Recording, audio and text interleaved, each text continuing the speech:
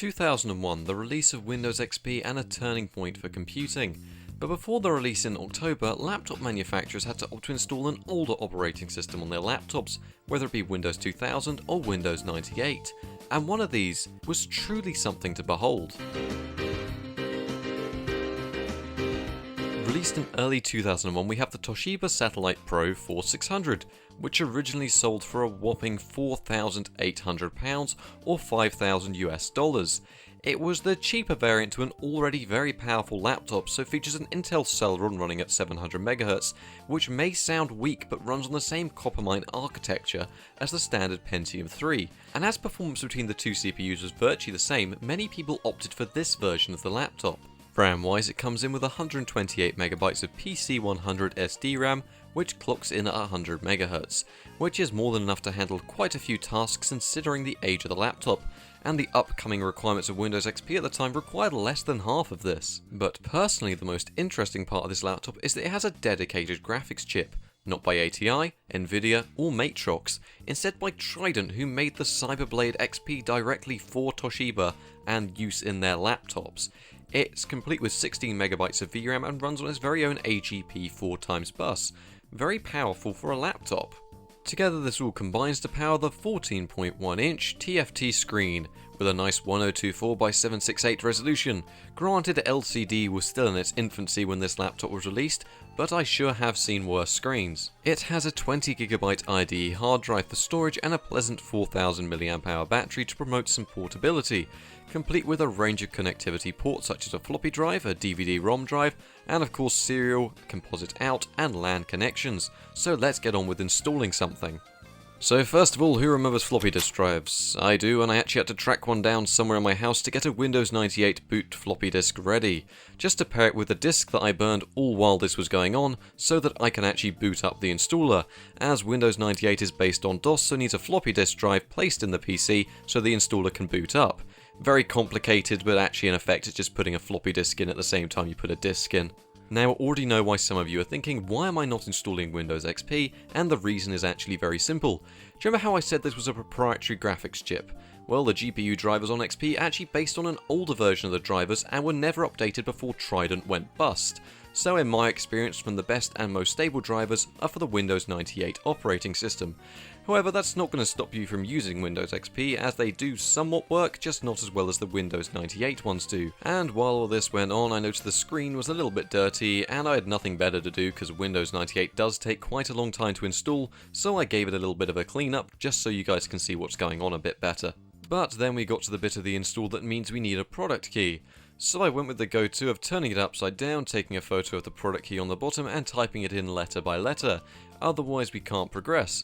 So then all that we have left to do is wait, and after finishing waiting, just finish the rest of the prompts.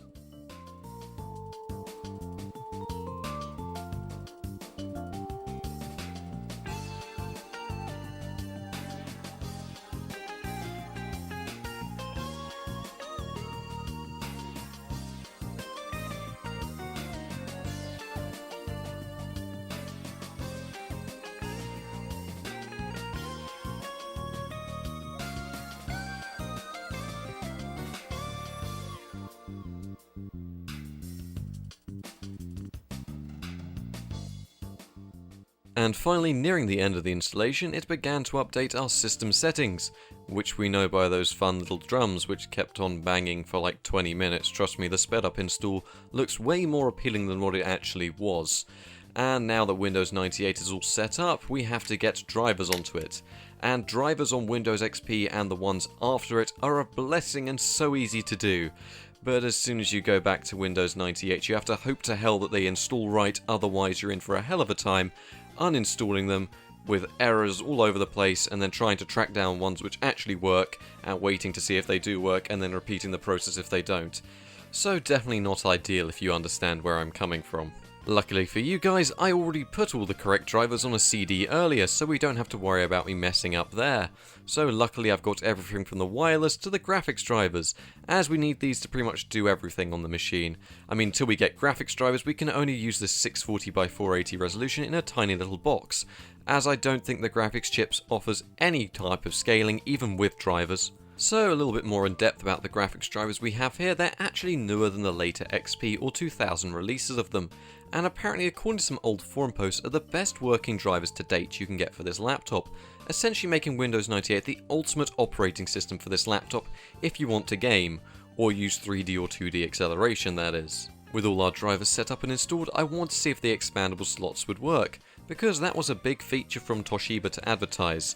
Now I have a fairly high-end Netgear PCI wireless card from the early 2000s, which would be great to try out on this machine, especially if we want to get on the internet at decent speed, which of course we're gonna want to do because who wouldn't. Now I hope you guys liked boxed games because we're about to install a load of them, starting with everyone's favourite game in existence, Extreme Paint Brawl!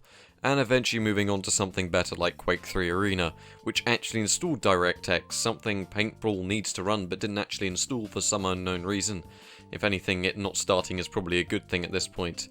And finally we moved on to the last of my big box games, which is Half-Life, which can run pretty damn well on any system, so at least we have a benchmark that we can use to compare this to other systems. By this point you can probably tell by the change of clothes and the change of lighting that I've been using this laptop for about 2 days. Yeah, it took a little while to set up off camera and on camera, the majority done on camera. It's just been a very long and lengthy time to get this video going. So finally, with everything up and running, how about we go on some actual benchmarks? So up first we have web browsing, which was well flawless. I mean, I'm using Opera, which is the newest web browser on Windows 98, and I mean it did take a little time for some items to load, but you could surf the net, download a variety of programs that I needed on the laptop, and for something that's 16 years old it does handle the modern web okay. Sure, YouTube and sites heavy on HTML5 will run slowly, but that's fine for me as I didn't need it to do anything like that. Office tasks were great as expected, and I only used Microsoft Works 2001, which unfortunately I didn't get any footage of, so you'll have to forgive me for not getting any proof. But it did handle editing files okay, and the installer was quick for it, and I can't really say much else. It's a business laptop and it does business things well 16 years after its release. And as for gaming, Half-Life 1 from 1998 ran with a smooth 67 FPS average when we were running through the opening sequence and trying out some action in an online deathmatch. It did go down to 45 FPS when there was a lot to be loaded in the distance, but for the most part the game was very smooth, albeit a bit hard to play without a mouse or a trackpad.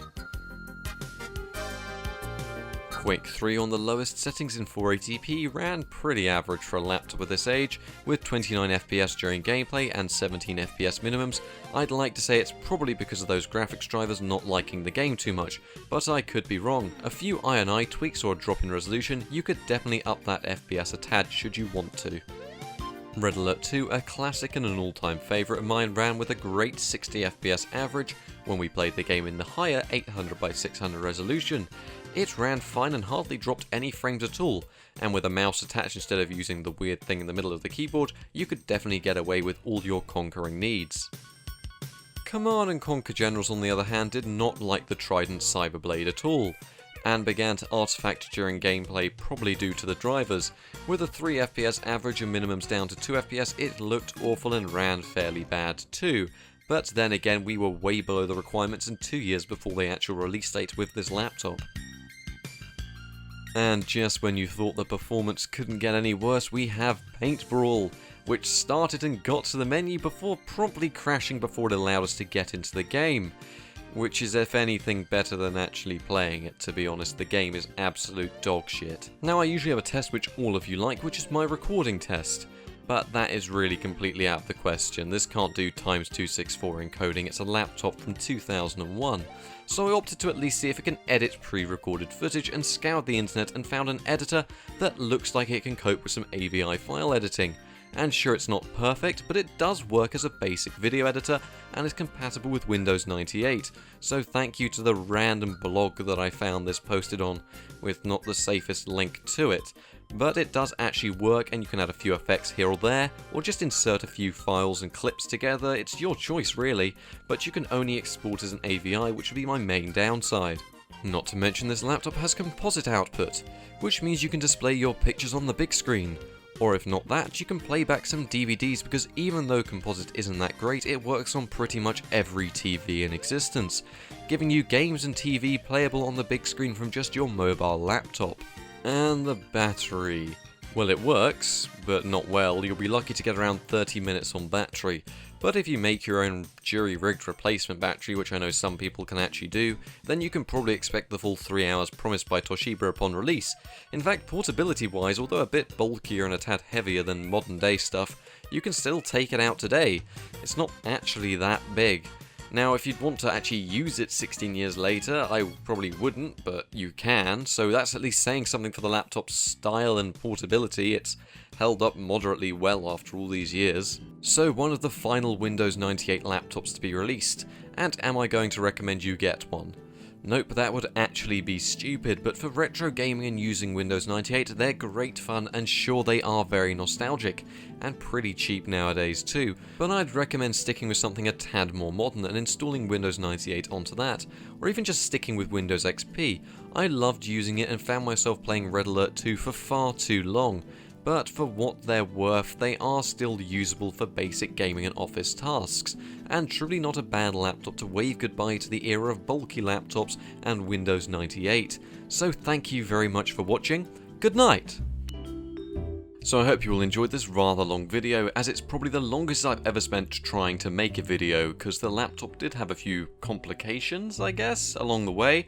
But if you did enjoy it, please do like and subscribe for more content like this, as I have a special video coming up for 20,000 subscribers that should be very interesting.